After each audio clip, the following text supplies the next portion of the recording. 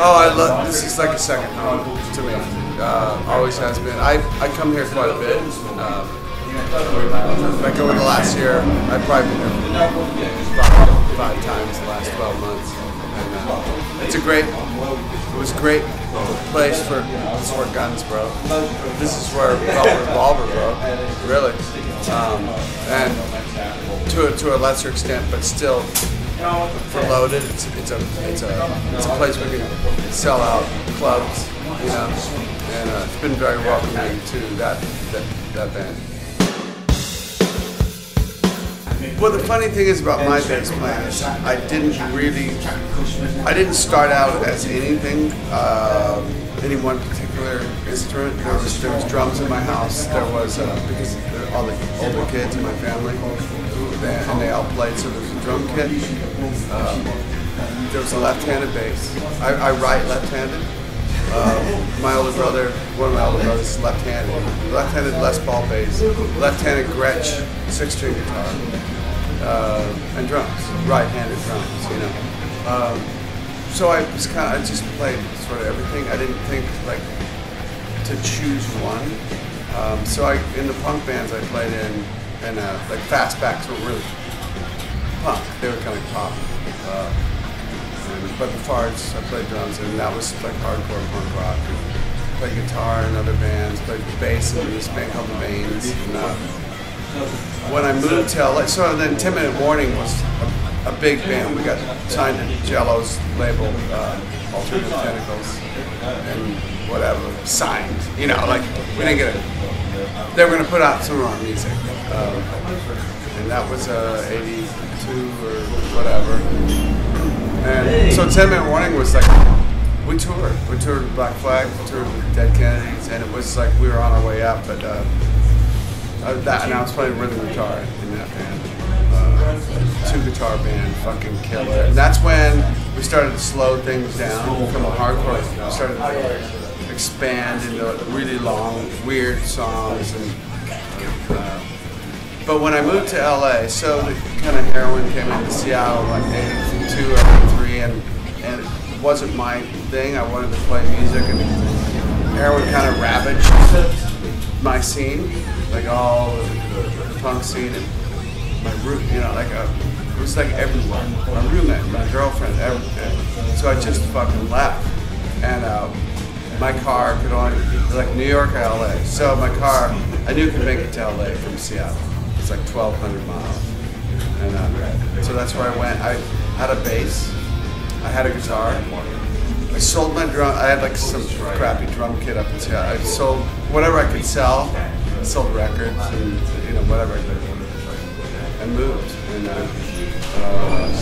my guitar turned out, when I moved to LA, I was broke. So I had to hawk my guitar a few times. It's where you they give you like $30 and then you pay back, you get your guitar back. You pay back with interest, you know. And I did that a few times.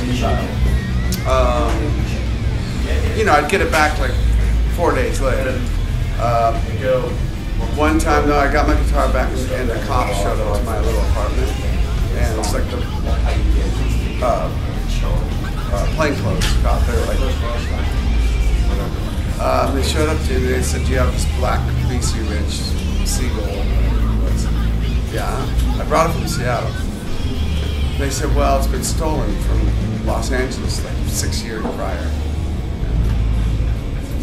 They could tell I wasn't the guy who stole it. You know, they could just tell by the look of my face. But they took my guitar. So there I was with a bass. And you know, Guns N' Roses formed like right then, right after I moved. So, all right, I'm a bass player. That was it.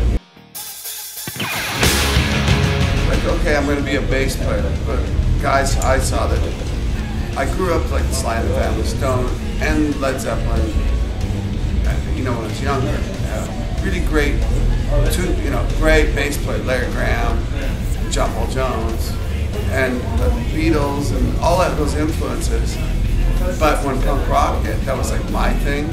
So I saw the Clash in '79, Paul Simon, I mean the most stylish, badass and then Motorhead, and like those bass players, and this guy Randy Rampage and his band DOA, and like, there was bands like Magazine. Do you remember Magazine? Yeah. Really bass heavy stuff. So that's where I got my chorus effect idea was from Magazine, and you know, Killing Joke and all that like really bass heavy stuff, and then like Cameo and Prince, you know, because those were influences of mine too. So a real weird mashup of all this stuff. Like, I'm going to be a bass player, and I just kind of used all of those things. Didn't copy any of it, didn't really listen to it, but as I didn't play along to it, you know, but and it just kind of happened. And you know, Steven Adler's drumming, when we took away all his drums, and he is kind of really like nuts and bolts type of playing, and Izzy's sparse guitar and Slash's thing, just all of it influenced like how I was going to approach this thing, and whatever develop my own style or thing through that people dug. That's killer, you know. But everything just happened at the perfect moment for me to develop that style.